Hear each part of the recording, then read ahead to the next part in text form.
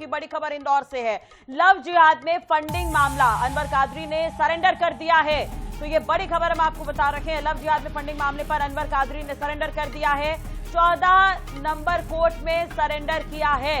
लंबे समय से फरार चल रहा था अनवर कादरी, तो अनवर कादरी ने सरेंडर कर दिया। इस वक्त की ये बड़ी खबर हम आपको बता रहे हैं। लव जिहाद से फंडिंग से जुड़ा ये पूरा मामला है, तो अनवर कादरी ने सरेंडर कर दिया है। ये बड़ी और अहम खबर इस वक्त की आपको बता दें। अनवर कादरी ने सरेंडर कर दिया है। लंबे समय से फरार चल रहा था, तो जिला कोर्ट में सरेंडर किया है यहाँ पर अनवर कादरी ने। आपको बता दें कि हिंदू युवतियों से दुष्कर्म करने वालों को ये पैसा देता था, यानी कि लव जिहाद से जुड़ा, फंडिंग से जुड़ा ये पूरा मामला, जिसमें आरोपी अनवर कादरी। आपको बता दें कि 40,000 का इनाम भी था इस पर। जिला कोर्ट में सरेंडर किया है। अनवर कादरी की बेटी को पहले ही गिरफ्तार किया गया था, उससे पूछताछ की गई थी। तो लव जिहाद फंडिंग केस में फरार चल रहा पार्षद अनवर कादरी आखिरकार जिला कोर्ट में सरेंडर करता हुआ नजर आया। आपको बता दें 40,000 रुपए का इनाम इस पर घोषित था। 2 मामले दर्ज हैं बाणगंगा थाना क्षेत्र में अनवर कादरी पर।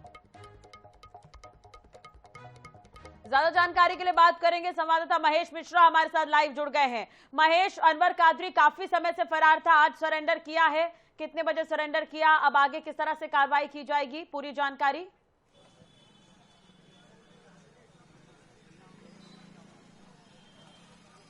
देखिए, लगभग 53 दिन के बाद में अनवर कादरी ने इंदौर जिला कोर्ट में सरेंडर किया। इस वक्त मैं जहां पर खड़ा हूं, लगभग अब से 20 से 25 मिनट पहले यहां पहुंचा। यहां पहुंचने के बाद में उसने जो 11वीं अपर सत्र न्यायाधीश है मिनी गुप्ता, उनकी 14 नंबर कोर्ट में उसने अपने आप को सरेंडर किया है। दरअसल अनवर कादरी आमतौर पर एक मौलाना के भेष में घुमा करता था। वो अपने आप को हाजी कहता है। हज करने के बाद में उसने बड़ी दाढ़ी बना रखी थी, पर पुलिस से बचने के लिए, छुपते हुए अपना हुलिया छुपाने के लिए, अपना चेहरा छुपाने के लिए उसने दाढ़ी मूछ काट ली है। पूरी तरीके से अब क्लीन शेव हो गया और क्लीन शेव होकर कोर्ट में आज पहुंचा। और कोर्ट में पहुंचने के बाद में जैसे ही वो पहुंचा, उसने अपनी जानकारी दी। वैसे ही तत्काल कोर्ट के द्वारा जो बाणगंगा पुलिस है उसको जानकारी दी गई। चूंकि बाणगंगा थाना क्षेत्र में ये लव फंडिंग का, जो लव जिहाद है उसके फंडिंग का, उसके खिलाफ मामला है। ये फरार आरोपी चल रहा था और 8 सितंबर को इसको फरार घोषित किया जाना था कोर्ट के द्वारा, जिसके बाद में इसकी संपत्ति कुर्क की जानी थी। पर आज ये हुलिया बदल के कोर्ट में पहुंचा और कोर्ट में पहुंचने के बाद में बाणगंगा पुलिस को यहाँ पे बुलाया गया। बाणगंगा पुलिस मौके पे पहुंची और पुलिस के साथ में 2 अन्य थानों का बल भी पहुंचा। चूंकि ये बड़ा सेंसिटिव मामला था, कुछ लोग उसकी पिटाई करना चाहते थे। इस दौरान कोर्ट से उसको बाहर लाया गया। उसकी पिटाई की कोशिश भी की गई कुछ अन्य लोगों के द्वारा, पर पुलिस उसे यहां से किसी तरीके से मुश्किल बचा के निकालकर अब से कुछ मिनटों पहले यहां से ले गई है और उसको बाणगंगा पुलिस को रिमांड पे सौंपा गया। पुलिस रिमांड के द्वारा पुलिस उससे पूछताछ करेगी कि ये 52-53 दिन उसने कहां काटे, किसने उसकी मदद की, किस तरीके से उसको ये फंडिंग मिलती थी, किस तरीके से वो मुस्लिम लड़कों को, हिंदू लड़कियों को फंसाने के लिए पैसा फंड करता था, किस तरीके से इस लव जिहाद के पूरे रिकॉर्ड को चलाता था। तो अब ये पुलिस रिमांड में ये सारी बातें खुलकर सामने आएंगी। जी बिल्कुल। देखिए महेश, इससे पहले भी कई तरह की कार्रवाई अनवर कादरी पर हुई है। पार्षदी रहा, पार्षदी खत्म हो गई है, उसके बाद अब लगातार तलाश की जा रही थी, इनाम भी घोषित किया गया था। लेकिन पूछताछ में जिन लोगों ने अनवर कादरी का नाम लिया था, उन्हें लेकर क्या कुछ अपडेट है? क्या वो अभी भी हिरासत में है?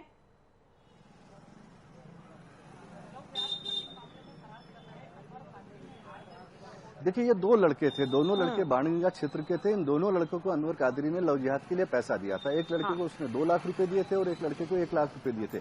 इन 2 लड़कों को जब पुलिस ने गिरफ्त में लिया था, उसके बाद ही लगभग 2 महीने पहले जब पुलिस ने इन लड़कों को गिरफ्तार किया था, जब भी उन्होंने इसके पूरे नाम की जानकारी दी थी, फंडिंग का जो तरीका है, जो चेटिंग है, उसके बारे में पुलिस को जानकारी दी थी। उसके बाद में पुलिस रिमांड के बाद से वो दोनों लड़के जो है इस वक्त जेल में है।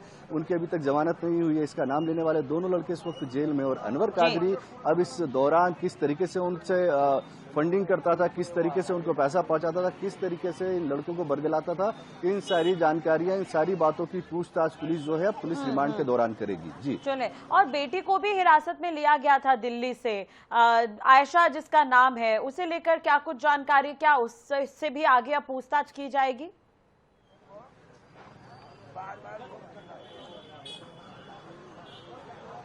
देखिए, आयशा को पुलिस पकड़ के लाई थी। उसको दिल्ली से पुलिस ने हिरासत में लिया था और उसके बाद में उसके 2 बार पुलिस रिमांड लिए गए। रिमांड के दौरान उसने इस बात को कबूला कि वो अपने पिता की पैसों से मदद कर रही थी, उन्हें अलग अलग नामों से सिम खरीद के दे रही थी ताकि उन्हें ट्रेस न किया जाए।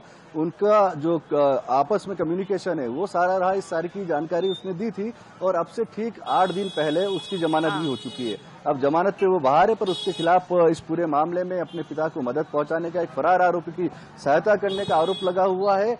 इसकी जांच जो है, अब जो पुलिस पूछताछ में जो तथ्य आएंगे और जो आयशा ने पुलिस पूछताछ में जानकारी दी है उनको भी पुलिस वेरीफाई करेगी, क्रॉस चेक करेगी अनवर कादरी से, और जरूरत लगेगी तो फिर एक बार फिर से आयशा से भी पूछताछ होगी। जी चलिए ठीक है, नजर बनाए रखेगा महेश। बहुत बहुत शुक्रिया फिलहाल तमाम जानकारी और बातचीत के लिए। तो हुलिया बदलकर कोर्ट पहुंचा, सरेंडर किया है अनवर कादरी ने। बड़ा मामला है, बड़ा आरोप लगा है, और सबसे अहम बात यह है कि काफी समय से इसकी तलाश की जा रही थी। तो हुलिया बदलकर घूम रहा था अनवर कादरी, 14 नंबर कोर्ट में सरेंडर करता हुआ नजर आया। लंबे समय से फरार था, 44,000 का इनाम भी इस पर घोषित किया गया था।